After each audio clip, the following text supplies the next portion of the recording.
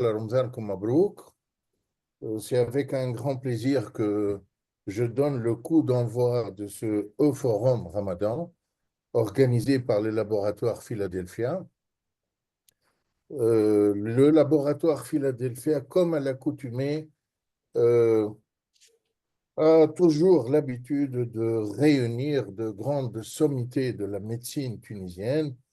Il a su réunir ce soir le président de la Société tunisienne de cardiologie et de chirurgie cardiovasculaire, la présidente de l'amicale des cardiologues de Sfax et la Société tunisienne de médecine générale et de médecine de famille.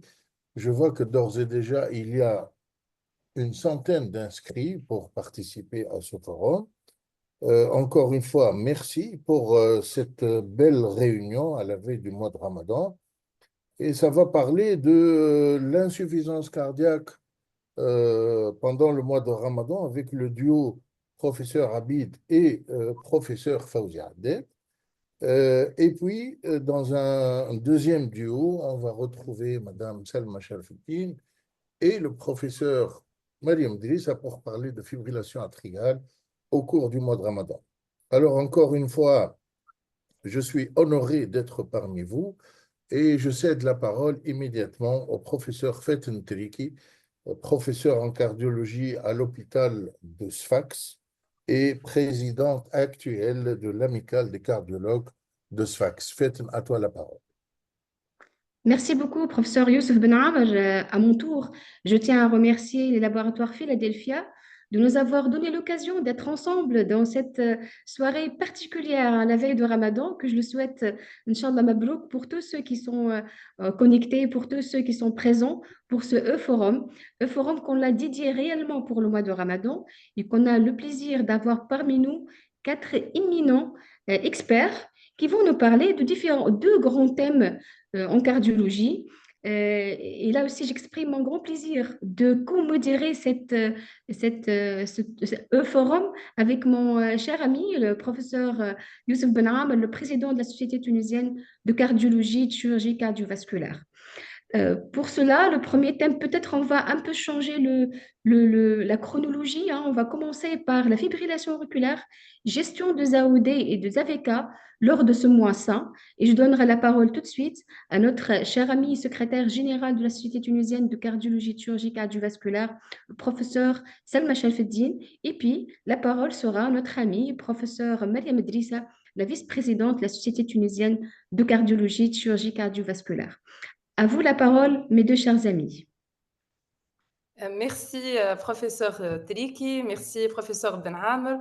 Donc, à mon tour, je commence par souhaiter un Ramadan Mabrouk à toute l'audience ici réunie la veille du mois saint de Ramadan. C'est un grand plaisir d'animer ce e-forum Ramadan qui a été proposé par les laboratoires Philadelphia avec l'égide de la Société tunisienne de cardiologie, mais aussi la MCV et nos amis de la STMGF. Et puis réellement un grand plaisir de participer avec professeur Drissa, avec professeur Aded et professeur Abid. On va commencer par la fibrillation auriculaire. Et là, on l'a dit tout à l'heure, on peut commencer par la FA, puisque la FA, elle peut quand même se compliquer d'insuffisance cardiaque. Alors, parler de la fibrillation auriculaire au cours du mois de Ramadan, ça reste toujours un sujet d'actualité. Pourquoi ? Parce que si on regarde un tout petit peu les recommandations toute récente de la Société européenne de cardiologie, vous voyez que la fibrillation auriculaire, elle est quand même en nette augmentation de prévalence. Elle va doubler dans les années à venir. Mais pas que. Vous voyez que réellement le risque de développer une fibrillation auriculaire, il a passé de 1 patient sur 5 à 1 patient sur 3, d'où les grandes campagnes. Et on va quand même vous inciter à le faire à la fin de ce topo, de dépistage de la fibrillation auriculaire. Tous les professionnels de santé doivent s'y mettre. Il faut bien diagnostiquer cette fibrillation auriculaire. On connaît les complications, hospitalisation, insuffisance cardiaque, AVC qu'on craint le plus, mais aussi toute la qualité de vie qui peut être altérée, sans parler des décès cardiovasculaires ou bien autres. Alors, La question qu'on se pose du mois de Ramadan, est-ce que le jeûne augmente l'incidence et les hospitalisations par fibrillation auriculaire? Ça, c'est la première question. Et là, avec une petite recherche bibliographique, on a certains papiers des pays arabes musulmans. Et là, c'est un papier où on a la plus grande cohorte de patients. C'est un papier un peu ancien de 2013 du Qatar, où vous voyez que on a toujours 130, 140, 150 patients avant et après Ramadan. C'est toujours la même prévalence de fibrillation auriculaire admise en milieu hospitalier. Il n'y a pas de grande différence par rapport aux facteurs de risque cardiovasculaire. Mais aussi, vous voyez que par rapport au outcome intra-hospitalier, on n'a pas réellement de grosses différences par rapport aux décès, par rapport aux AVC. C'est équivalent. Le mois de Ramadan, il ne fait pas réellement augmenter autant l'incidence, mais aussi la gravité des fibrillations auriculaires. Chose plus importante aussi, vous voyez que même on a moins de syndrome coronarien aigu associé à la fibrillation auriculaire au cours du mois de Ramadan. Et donc le Ramadan, c'est pas réellement le jeûne de Ramadan ne fait pas aggraver les patients qui ont une fibrillation auriculaire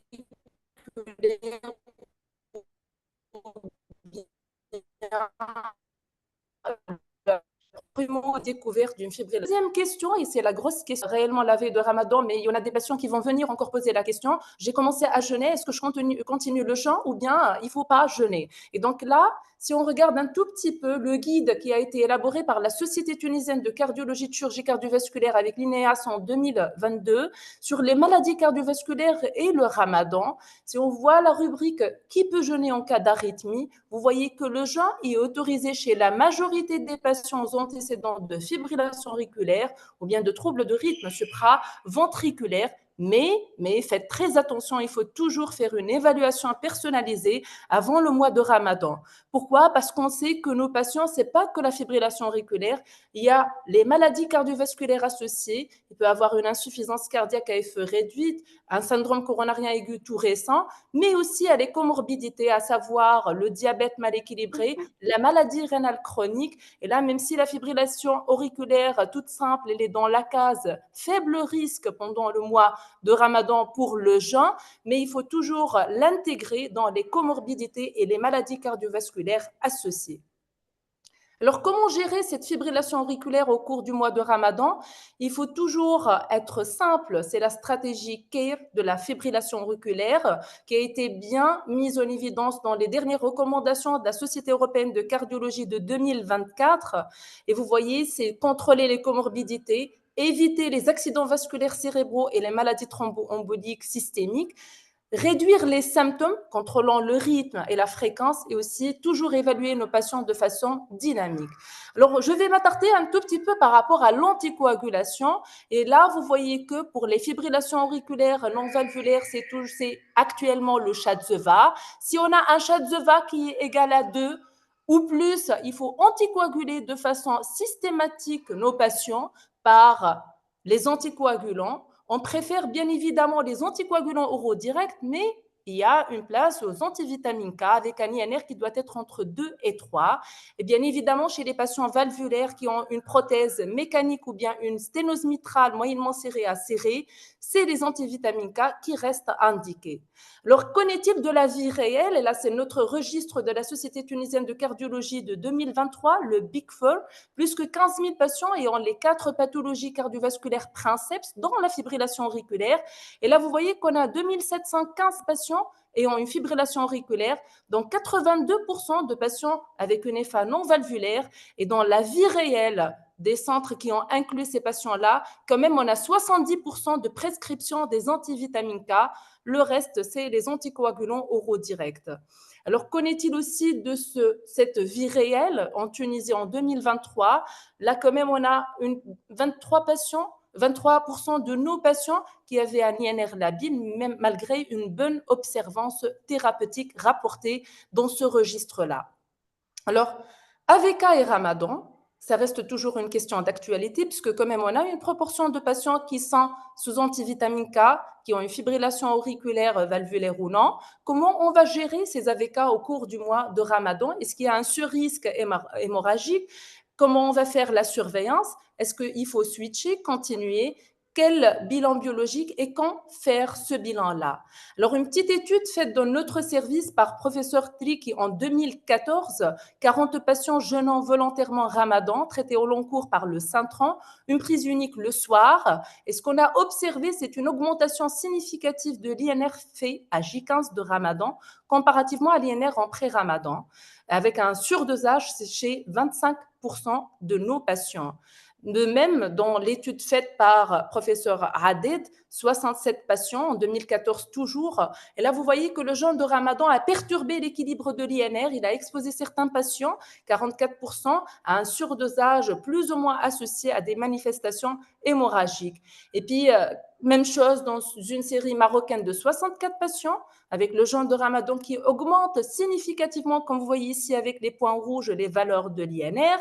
Même si on essaie de comparer, là c'est une étude aussi tunisienne de la RAPTA, publiée en 2019, des patients jeûneurs, 84 patients, 38 patients non jeûneurs sous AVK, un INR à la moitié de Ramadan, avant bien évidemment, après un mois et puis après un autre mois. Et là, vous voyez que même s'il n'y avait pas réellement de modification significative entre les deux groupes de la valeur INR, et puis aussi, chose très importante, il n'y avait pas de surcroît, de complications hémorragiques dans les deux groupes, jeûneurs ou non.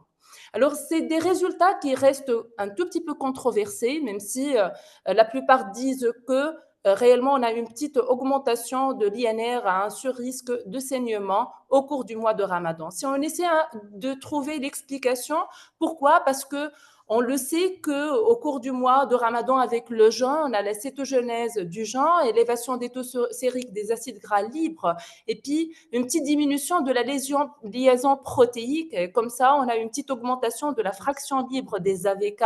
Avec une fenêtre thérapeutique qui est étroite, on peut avoir même un doublement du taux d'INR au cours du mois de Ramadan, mais pas que.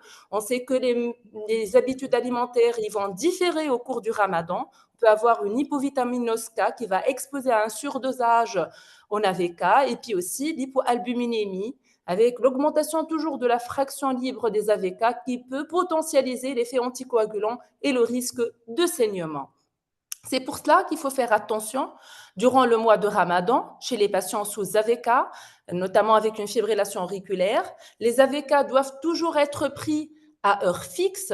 Là, ce qu'on a préconisé dans le guide, à tout moment, mais juste il faut avoir une heure fixe. Réellement, on préconise plus l'iftar puisque c'est le repas principal, la rupture de jeûne, et le patient, il va prendre juste après son traitement AVK. Et puis aussi, chose importante, il faut demander un INR de contrôle à la deuxième semaine de Ramadan pour vérifier si on est sur le versant surdosage, sous-dosage ou bien si on est bien équilibré. Troisième point important, il faut réellement recommander chez ces patients-là de ne pas modifier la quantité de légumes verts consommés, de manger équilibré pendant le Ramadan, pas trop d'aliments riches en vitamine K ou bien pauvres en vitamine K. Ça fait qu'une alimentation équilibrée avec des proportions assez équilibrées pour ne pas avoir de grosses perturbations du TP-INR. Alors, le deuxième volet, c'est le rythme. Après l'anticoagulation et essentiellement le problème des AVK, c'est les symptômes. Contrôler le rythme ou bien la fréquence cardiaque, ça reste une recommandation formelle par les dernières recommandations de la Société européenne de cardiologie. Et on a des médicaments dessus, soit des médicaments pour contrôler la fréquence cardiaque ou bien des antiarythmiques. Et là, la question, est-ce qu'on va continuer? Quel est le meilleur timing de la prise de ces traitements au cours du mois de Ramadan? Et puis, est-ce qu'il y a réellement une surveillance particulière préconisée chez ces patients-là? Alors, on revient à notre guide de la Société tunisienne de cardiologie et vous voyez que si on est sur le versant traitement de contrôle de la fréquence cardiaque, on a les bêta-bloquants qui sont indiqués dans la fibrillation auriculaire avec ou sans insuffisance cardiaque ou bien coronaire. Et là, ce qui est conseillé est de prendre les bêta-bloquants après l'iftar et non à l'heure du suhour pour éviter les hypotensions essentiellement et aussi de éloigner cette prise de bêta-bloquants un tout petit peu des repas copieux pour aussi ne pas avoir de baisse significative de la pression artérielle après un repas très copieux. De même pour les inhibiteurs calciques, notamment bradycardisants. Et puis aussi pour la digoxine, là il faut faire un peu attention. on préconise plutôt de la prendre après le suhour et puis bien contrôler la fonction rénale et la kaliémie chez les patients essentiellement fragiles. Si on a une petite note de déshydratation ou autre, une perturbation quelconque, il faut vérifier la fonction rénale et la kaliémie au cours du mois de Ramadan chez les patients à risque.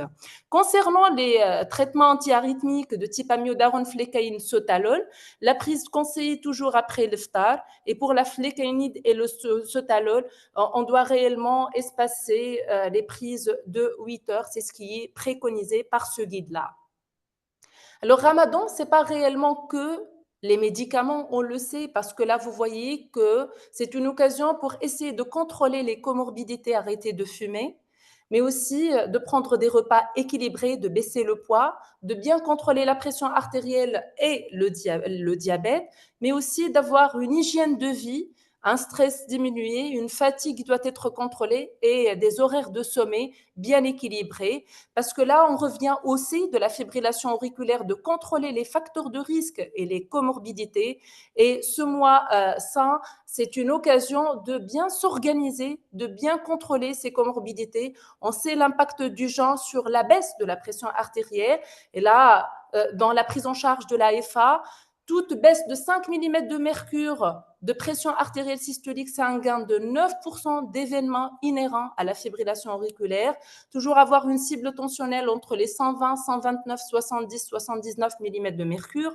Bien contrôler le diabète aussi, avec une hémoglobine glycée qui doit être bien équilibrée dans la cible des 7%, mais aussi éviter les hypoglycémies. Et puis le poids, bien contrôler le poids. Et on le sait, si on respecte les règles diététiques au cours du mois de Ramadan, on gagne généralement en matière de poids et on peut arriver jusqu'à 5 kilos en fin de Ramadan, ce qui fait gagner en risque cardiovasculaire, mais aussi en fibrillation auriculaire.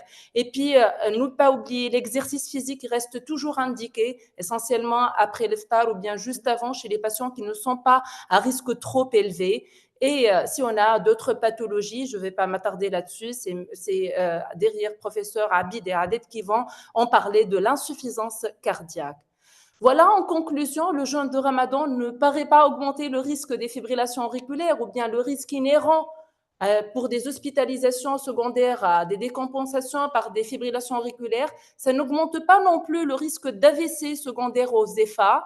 Il convient réellement de déterminer les patients sous AVK pour une meilleure surveillance de l'INR au cours du mois de Ramadan. C'est à J15 qu'on va demander un deuxième INR juste avant et puis à J15. Et puis, si on a des perturbations, rapprocher le contrôle. Bien conseiller à nos patients sous AVK de s'alimenter de manière équilibrée pour éviter les fluctuations de l'INR. Et surtout, la bonne observance thérapeutique, mais pas que, l'hygiène de vie aussi. Et c'est une occasion, on est tous réunis ici pour bien éduquer nos patients. C'est l'éducation thérapeutique qui prime dans la prise en charge de nos patients. Ceci est une occasion aussi pour dire que la Société tunisienne de cardiologie, et je vais peut-être passer la parole à monsieur le président de la Société tunisienne de cardiologie, que c'est l'occasion, puisqu'on est la veille du 1er mars, et c'est la campagne du Pulse Day qui est lancée par toutes les sociétés savantes, et notamment la Société tunisienne de cardiologie, de chirurgie cardiovasculaire qui adhère, puisque vous voyez que cette EFA, il faut la diagnostiquer, la prendre en charge correctement pour éviter les complications. Et je vous souhaite encore une fois un Ramadan Mabrouk. Et je vous remercie pour votre attention. Merci beaucoup, professeur Salma Chalfezi, pour ce très très beau topo, une mise au point sur l'AFA et les AVK lors de ce mois sain. Peut-être, docteur Youssef Ben Amr est d'accord avec moi de laisser la discussion après l'intervention de de Mariam, hein. professeur. Oui, après Mariam, on fera quelques commentaires, si tu permets. Excellent. D'accord. Donc, à vous la parole, cher ami, professeur Mariam Idrissa, pour nous parler aussi de la gestion actuelle des AOD lors de ce mois sain.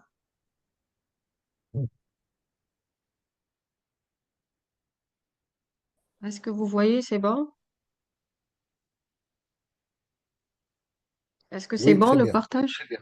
Très bien. Donc, à mon tour, je remercie la Société tunisienne de cardio, la MCV, et les laboratoires Philadelphia pour cette belle initiative d'organiser un webinaire pour parler de deux grandes pathologies, l'insuffisance cardiaque et la fibrillation auriculaire, au cours du mois de Ramadan. Donc, on va rester dans la thématique de l'AFA. Donc, professeur Chalfeddine vous a bien parlé du volet anticoagulant en mettant l'accent sur les AVK. Permettez-moi de vous parler sur les anticoagulants oraux directs et Ramadan. Comme vous savez, les nouveaux anticoagulants oraux directs sont actuellement le traitement de choix dans la prévention des événements thromboemboliques, notamment au cours de la fibrillation auriculaire, et que les améliorations pharmacologiques apportées par ces médicaments leur offrent plusieurs avantages permettant une utilisation par voie orale à dose fixe et régulière grâce à une biodisponibilité stable et une très large fenêtre thérapeutique sans nécessité d'un monitoring régulier. Et que durant le mois de Ramadan, on avait vu avec les AVK, il y a certains challenges spécifiques, notamment dus aux variations des habitudes alimentaires, du rythme circadien pendant cette période.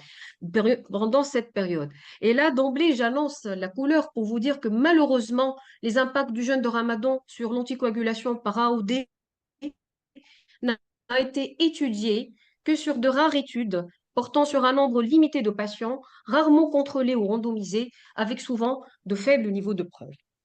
Là, c'est juste pour rappeler le mécanisme d'action des AOD. Donc, on a le rivaroxaban, l'apixaban, les doxabans sont des inhibiteurs directs du facteur 10A activé et le dabigatran, il va plutôt inhiber de façon directe le facteur 2A activé. J'aime bien cette plaque qui est extraite du consensus de l'ERA de 2021 sur le guide pratique d'utilisation des AOD au cours de la fibrillation auriculaire et qui montre très bien la bonne biodisponibilité des AOD. Regardez, elle est aux alentours de 50% pour l'apixaban. Elle est encore mieux pour le rivaroxaban. Elle est aux alentours de 66% s'il est pris en dehors d'un aliment et qui peut atteindre les 100% si le rivaroxaban est pris au moment d'une alimentation. Voyons un peu quelles sont les modifications qui sont induites par le jeûne au cours du mois de Ramadan en général. On sait que la durée du jeûne est prolongée et varie en fonction de la saison et de la région, qu'approximativement en Tunisie, quand Ramadan survient en période hivernale, la durée est à peu près de 14 heures. Elle est un peu plus long quand ça survient en période estivale. Du mode de vie, avec un changement dans les habitudes alimentaires, ce qui peut entraîner une variation de la pharmacocinétique de plusieurs médicaments, modifier leur pharmacodynamie. On assiste à un changement dans l'horaire des prises médicamenteuses et qui dit Ramadan aussi dit une baisse du durée du sommeil en raison des horaires de prière, du sour, en raison des soirées ramadanesques itératifs, sans oublier le stress. Tout ceci va favoriser l'oubli avec un risque même d'inobservance thérapeutique et le tout peut contribuer à des complications. Quel serait alors l'anticoagulant idéal à utiliser au cours du mois de Ramadan? C'est l'anticoagulant qui présente 5 caractéristiques. Aussi bien, il protège contre les accidents thromboemboliques avec un peu de complications hémorragiques. Ceci a été très bien démontré aussi bien pour les AVK que les AOD. C'est bien l'AOD avec qui on n'a pas vraiment besoin de bilan pour monitorer la dose. C'est l'AOD qui a l'action rapide, stable, avec une demi-vie longue. C'est aussi bien l'AVK et certains AOD en monoprise, tels que le rivaroxaban, qui peuvent se donner une seule fois par jour. Et c'est aussi les AOD qui n'ont pas d'interaction alimentaire et très peu d'interaction médicamenteuse. Et donc, si je fais le compte, je vais trouver 5 sur 5 pour l'AOD versus 2 sur 5 pour le Cintran. Donc, je pourrais déjà conclure que, a priori, l'AOD serait l'anticoagulant idéal à utiliser au cours du mois de Ramadan. Donc, quel serait vraiment l'impact du jeûne chez les patients sous AOD en termes d'accidents thromboemboliques et hémorragiques et comment gérer ces molécules pendant le mois de Ramadan? Pour répondre à ces questions, permettez-moi de partager avec vous rapidement ce cas clinique de M. Ali, qui est âgé de 68 ans, qui est diabétique bien équilibré, hypertendu bien équilibré sous arrêt de IC, qui est adressé pour prise en charge d'une EFA. Son examen montre un poids correct, 78 kg pour 1,70 m, tension correcte, auscultation cardiaque normale, biologie normale, en particulier clairance lacryate qui est normale, il n'y avait pas d'insuffisance rénale ou hépatique. Donc, quelle est votre conduite à tenir? Bien sûr, est-ce qu'on va anticoaguler le patient? Eh bien oui, parce que son CHA-2SO-VA est égal à 3. Est-ce qu'on va choisir les AVK et ou bien les AOD? Eh bien, au jour d'aujourd'hui, en 2024, selon les recommandations de l'EEC de 2024, qui disent que c'est une classe 1 d'utiliser les AOD de préférence aux AVK dans la FA, bien sûr, en dehors des prothèses mécaniques et de rétrécissement mitral modéré et à sévère. Et donc, dans notre cas, on avait mis notre patient sous rivaroxaban, 20 mg, un comprimé par jour. Ce même patient, on le reçoit 8 mois après, il nous pose cette question, docteur, est-ce que je peux jeûner pendant le mois de Ramadan? Et là, qu'est-ce que je vais lui répondre? Est-ce que je vais lui répondre, vous ne pouvez pas jeûner car vous êtes sous AOD? Ou bien je vais lui dire, vous pouvez jeûner sans précaution? Ou bien je vais répondre tout simplement, vous pouvez jeûner avec des précautions particulières. Je ne vais pas donner directement la réponse, voyez un peu ce que dit la littérature.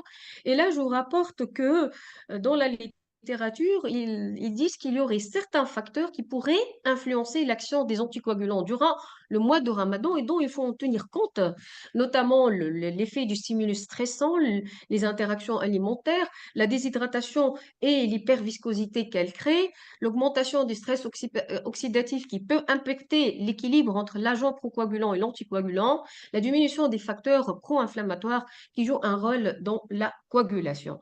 Et donc, quel est alors l'impact du jeûne chez les patients qui sont sous anticoagulants oraux directs? Avant de répondre à cette question, je tiens tout d'abord à rappeler, chose très importante, que contrairement aux AVK, un bouleversement dans notre régime alimentaire. Je vous rapporte le résultat de cette grande étude qui a été publiée dans l'Annal of Review and Research en 2021. C'est l'étude de l'Ayyoubi. C'est une étude observationnelle qui a été menée en Arabie Saoudite et dont l'objectif était d'évaluer l'efficacité et la sécurité des AOD durant le mois de Ramadan en termes de prévention d'accidents thromboemboliques. Regardez, 114 patients en fibrillation auriculaire non valvulaire ont été inclus. Tous les patients étaient sous AOD. Il y avait un bras sous dabigatran, 40 patients, et un bras sous rivaroxaban. Voyons les résultats. Donc, il a été démontré qu'au cours du mois de Ramadan, si on regarde bien dans la colonne du rivaroxaban, 0% stroke, 0% bleeding. Donc, c'est extraordinaire. C'est génial. Et même si on compare aussi entre le pré et le père-ramadan, il n'y a aucune différence entre les AVC, entre pré et père-ramadan et aussi entre les deux molécules. Et donc, la conclusion qui ressort de cette étude, c'est que les nouveaux anticoagulants oraux sont efficaces et sûrs pendant le mois de Ramadan pour la fibrillation auriculaire non valvulaire. Certes, c'est une étude observationnelle, bien sûr, en attendant d'autres études randomisées. Et donc, le véritable problème de mois de Ramadan avec les AOD, c'est essentiellement le respect de l'horaire de la prise et l'observance thérapeutique. En effet, de façon générale, les schémas thérapeutiques pendant le mois de Ramadan sont souvent modifiés en cas de prise médicamenteuse multiple et peuvent même amener à déconseiller le jeûne pour ne pas déséquilibrer le patient. En fait, pour autoriser le jeûne, il faut une bonne couverture médicamenteuse, idéalement une seule prise, mais quand il s'agit de 2 prises d'un même médicament, ils doivent être espacés de 2 heures. Et là, ça pourrait poser parfois des problématiques pendant le mois de Ramadan, ça dépend de l'année, où il y a un changement dans les horaires du régime à 2 prises pour s'adapter au début et à la fin de la journée, c'est-à-dire le délai entre le suhour et le ftar. Par exemple, si ce délai est de 15 heures, il risque d'affecter la biodisponibilité des médicaments avec un risque d'inefficacité pendant au moins 3 heures de temps. Donc, vous voyez, les ajustements de la prise médicamenteuse selon le rythme de Ramadan ne sont pas faciles et pourraient interférer et compromettre l'observance thérapeutique, exposant aux complications d'inefficacité ou de surdosage. Toujours dans ce même ordre d'idées d'observance, que je vous rapporte le résultat de cette grande étude publiée en 2020 qui avait inclus 8249 patients qui avait démontré que l'adhérence aux anticoagulants serait meilleure quand le patient était sous régime monoprise versus le régime double prise. Dans le même ordre d'idées, je vous rapporte le résultat aussi de cette grande étude multicentrique qui a été publiée par Batarfi en 2021. Elle a été menée dans 6 centres en Arabie Saoudite et dont l'objectif était de déterminer les modifications guidées par le patient du régime des AOD pendant le Ramadan. Nombre honorable de patients, 800 000 patients, c'est pas peu quand même. Et on voit que tous les anticoagulants y étaient. Il y avait les patients qui étaient sous AVK, il y avait les AOD, tous les régimes d'AOD étaient présents, aussi bien la monoprise que la double prise. Donc, il y avait des patients sous apixaban, sous rivaroxaban, sous dabigatran, sous edoxaban. Donc, on a initialement noté le planning des prises horaires en pré-ramadan des différents AOD selon le régime de prise. Puis, on a constaté que pendant le mois de Ramadan, les patients qui recevaient une anticoagulation en double prise avaient modifié la prise des AOD dans 73,4% versus 48,3% des patients qui étaient sous régime en monoprise. Ce sont eux qui avaient le plus ajusté le moment de la prise, c'est-à-dire ils ont pris 2 prises sans respecter l'horaire. Ils avaient le plus oublié de prendre le traitement et avaient le plus tendance à doubler la dose.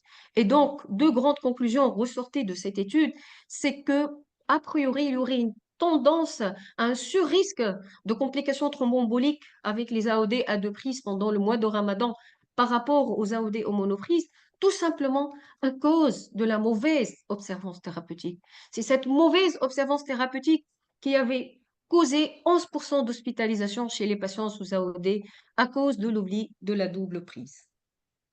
Voilà, je reviens enfin à mon malade. Donc, je vais maintenant facilement lui répondre qu'il peut jeûner parce qu'on a bien démontré que c'est safety d'utiliser les AOD pendant le Ramadan, mais avec des précautions. Ces précautions ont été très, très bien rédigées initialement par la Société islamique Bridge en 2020, qui s'est intéressée aux AOD. Et après, c'est la société turque aussi qui a repris les mêmes recommandations en 2021, qui a aussi établi donc tout un papier sur la gestion des AOD.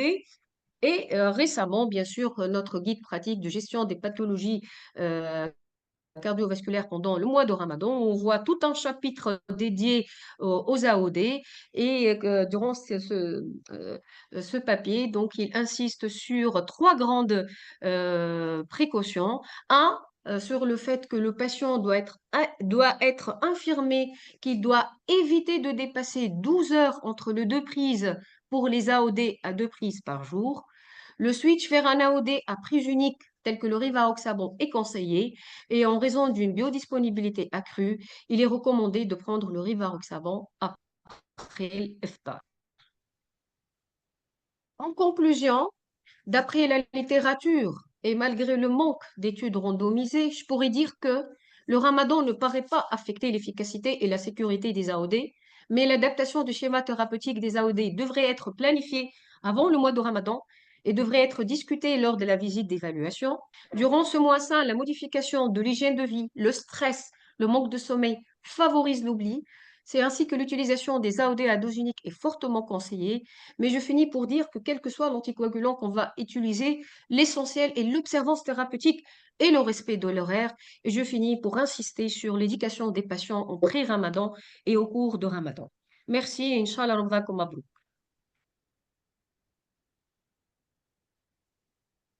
Merci, Mariam.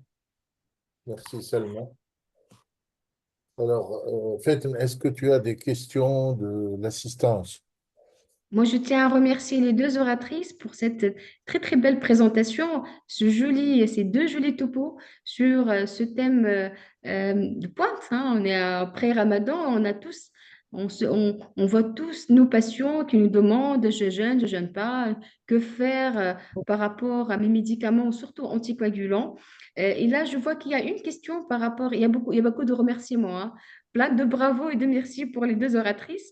Mais il y a quelqu'un qui se demandait, docteur Rezlen Abidi, elle se demandait par rapport à la Pixaban, je crois que la question, elle est pour professeur Drissa, à Pixaban et Ramadan et le respect de 2 heures, hein, cette challenge de respecter l'intervalle de 2 heures. Qu'en pensez-vous, professeur Oui, Drissa? oui, oui, en fait, donc c'est recommandé comme j'ai déjà présenté, donc il faut respecter pour qu'il y ait une bonne couverture les 12 heures. Donc, ça dépend du mois. Parfois, à Ramadan, on a les 12 heures, on peut le respecter, mais parfois, des années, malheureusement, parfois, on ne peut pas ne pas respecter cet horaire de 12 heures. Mais normalement, pour garantir une bonne efficacité, il faut respecter les 12 heures.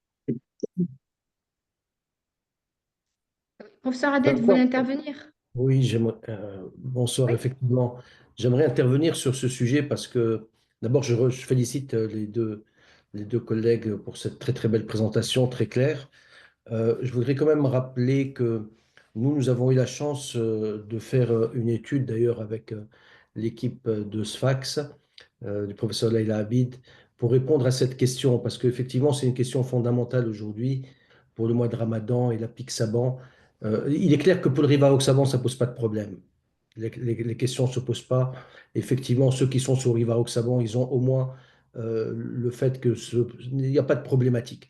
Mais ceux qui sont sous Apixaban, c'est vrai qu'on a tous vu les recommandations de switcher. On sait que c'est difficile de dire à un patient, vous allez switcher juste pour un mois et revenir, et ça peut poser même des problèmes hémorragiques. Et donc, il était clair qu'il fallait qu'on réponde. Comme l'a très bien dit Mariam, malheureusement, dans le mois de Ramadan, il n'y a pas d'études randomisées, hein. L'évidence-based medicine n'existe pas. On ne peut pas randomiser, vous jeûnez pas, vous prenez tel traitement, c'est très compliqué. Mais globalement, on a fait une très belle étude quand même sur 2 années de suite avec quasiment 300 patients. C'est en train d'être publié. J'espère bientôt ça va sortir. Et on a quand même montré une sécurité dans l'utilisation de la Pixaban de prise et que le respect de 12 heures n'était pas toujours bien respecté, il faut le dire aussi, mais ça n'avait pas d'impact. Très très peu d'événements mineurs, aucune hémorragie majeure, aucun problème. Donc, c'est quand même important de le souligner. On peut utiliser les deux anticoagulants en toute sécurité pendant le mois de Ramadan. Je crois Moi, ici, il y a un message important à passer, ce que finalement, c'est l'observance. C'est insister auprès des patients par rapport à l'observance, que ça a été dit par les deux oratrices. Finalement, un médicament non pris, un médicament non efficace. Il faut que le patient soit bien averti par rapport à sa deuxième prise quand il s'agit de deux prises. Parce qu'on sait que suhour, c'est quand même un moment où peut-être on risque de ne pas se réveiller le matin. Donc là, il faut insister un ou deux réveils. Moi, ce que je dis à mes patients, il faut en faire deux réveils quand on a un comprimé à prendre lors du secours.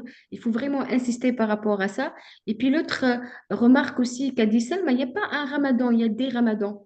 Il y a des ramadans où on jeûne pendant 17 heures, il y a d'autres qu'on jeûne pendant 12 heures. Donc, la durée de jeûne change. Il y a des ramadans au mois d'été, il y a des ramadans au mois d'hiver. Et ça aussi, ça risque de changer le niveau de coagulation carrément des patients. Donc, franchement, une grande vigilance par rapport à nos patients fragiles sous traitement anticoagulant et une insiste sur vraiment l'éducation thérapeutique qui était bien dénotée par les deux oratrices. Je crois que moi, ça m'avait... si tu Ça, ça permets, en fait, j'aimerais rebondir sur ce qui a été dit par Selma tout à l'heure. J'aimerais faire un petit peu la promotion de ce qu'on appelle le Pulse Day demain. Alors, c'est pas du tout quelque chose qui est superflu, c'est quelque chose de fondamental. Et d'ailleurs, la société adhère à ce Pulse Day parce que on considère, et toute la planète considère, que finalement, on a un moyen très simple de dépister et de détecter. Il a fallu attendre 2025 pour y arriver. Pourtant, c'est très simple. Alors, je profite de la présence de plus de 100 médecins généralistes et certainement des cardiologues avec nous pour dire qu'il y a deux fibrillations atriales. Il y a celle qui est déjà diagnostiquée, qui n'a pas entraîné de complications et avec laquelle on a fait le plein dans la prévention des accidents thromboemboliques grâce aux produits dont vous êtes en train de parler ce soir, les AOD, le Rivaroxaban, etc.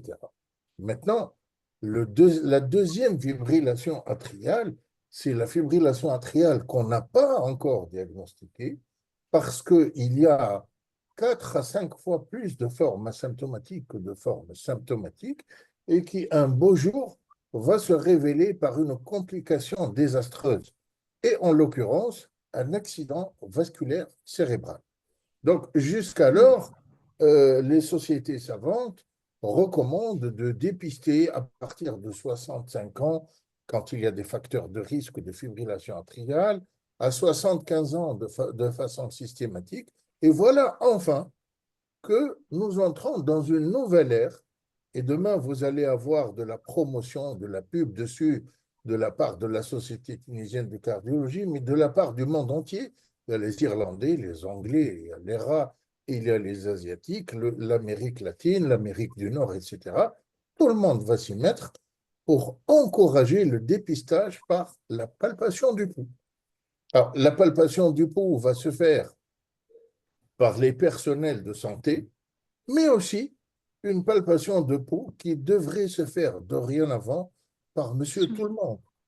Et ça rappelle un petit peu, c'est une porte ouverte et qui rappelle un petit peu l'autopalpation pour le cancer du sein, par exemple.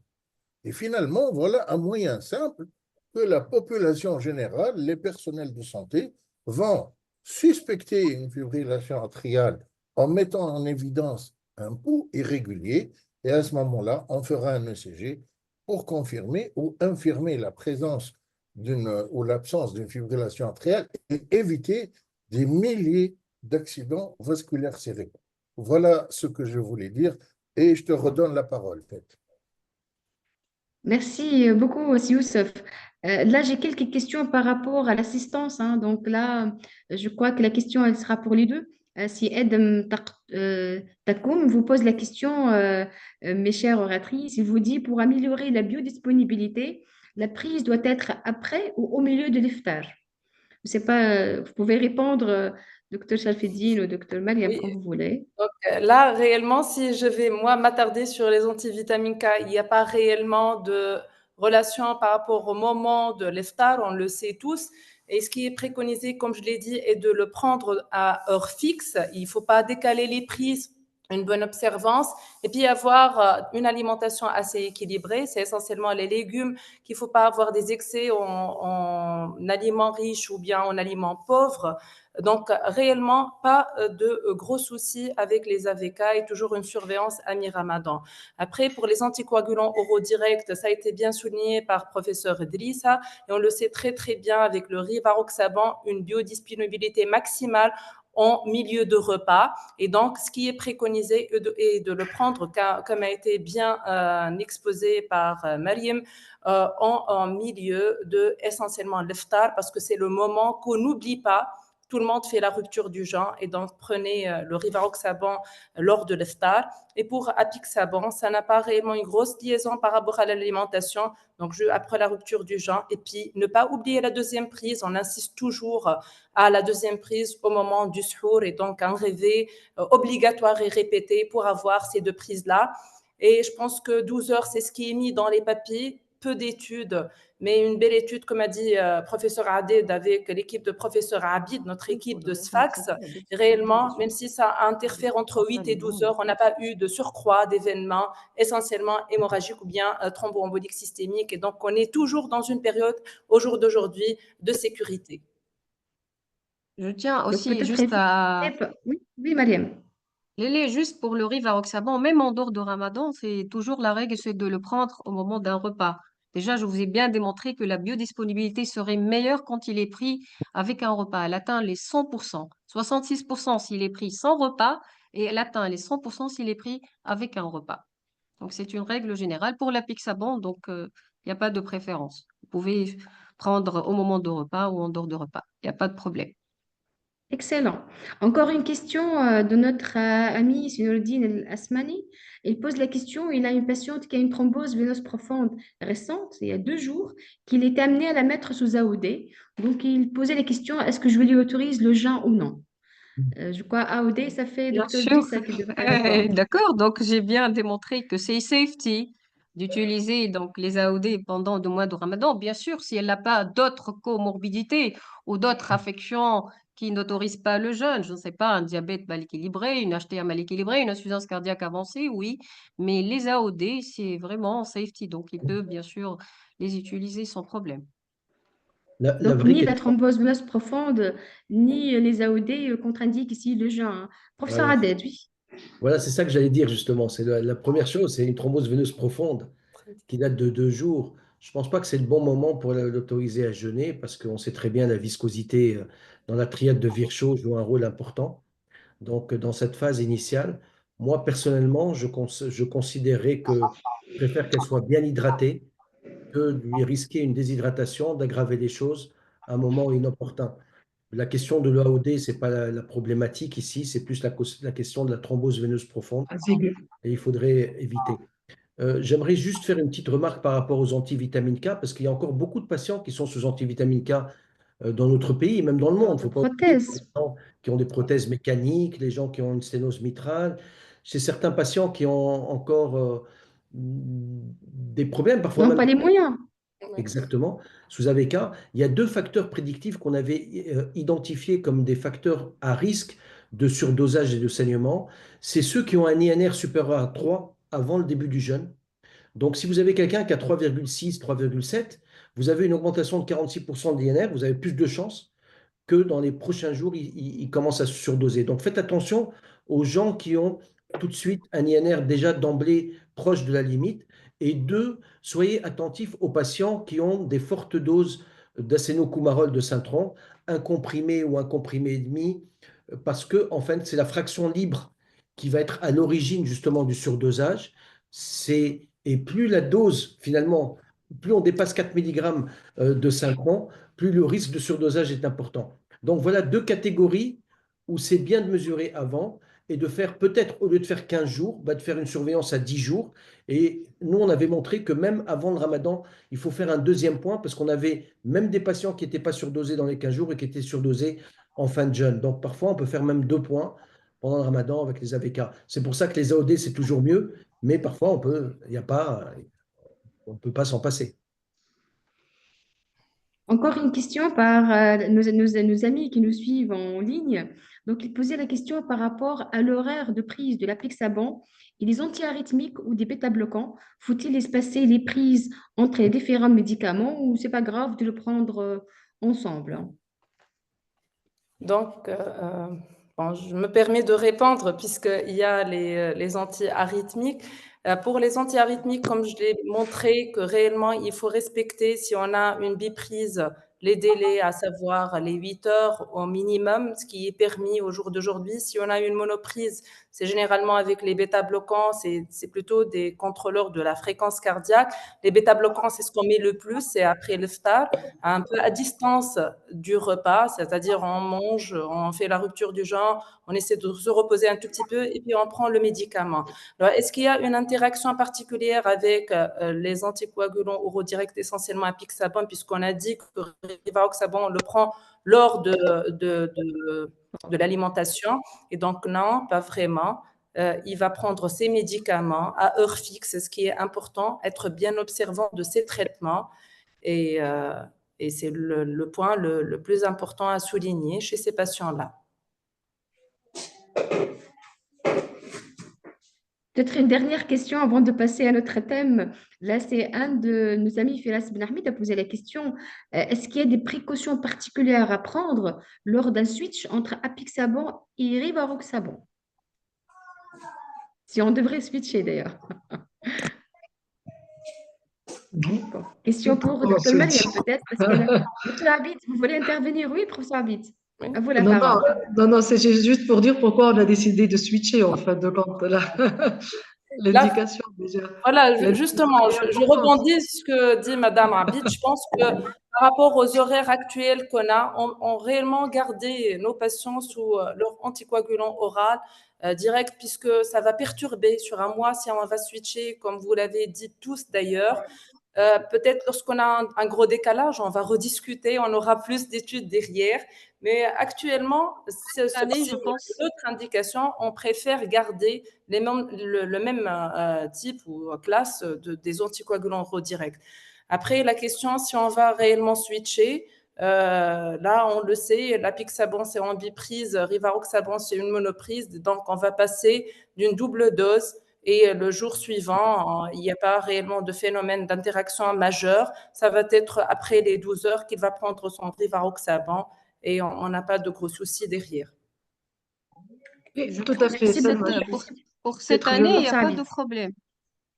Pour cette année, il n'y a pas de problème avec la Pixaban et les deux prises, puisque la durée de jeûne est, je pense, à peine 12 heures ou 13 heures. Donc, je pense qu'il n'y a pas Exactement. vraiment Ça de dépend un problème peu pour du la Pixaban. Ramadan, hein, ce qu'on a Ouais, dit au début. Prof voilà. Abid, vous voulez Ouais. Non, intervenir? tout à fait, je suis d'accord avec Dr. Sherfeddin et Dr. Drissa.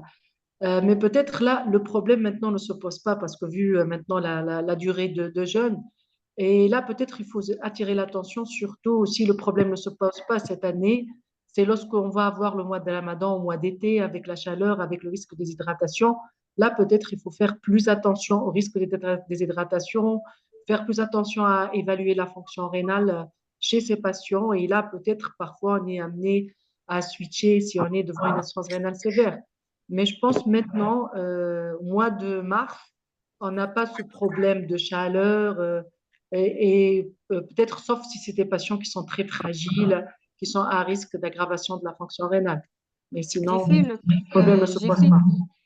j'ai fait le compte, je crois, 13 heures, 16 10 heures déjà, minutes. tout Donc, à fait. voilà, Tout à donc fait. c'est pas Tout à fait. catastrophique. Parce que je pense que le problème ne se pose pas. Et comme l'a dit Dr. Aded, même dans l'étude qu'on a menée, il y a en fait l'intervalle moyen, c'est l'intervalle qui est respecté entre les deux prises, parce que Plus ou- c'était 2023-2024 l'étude.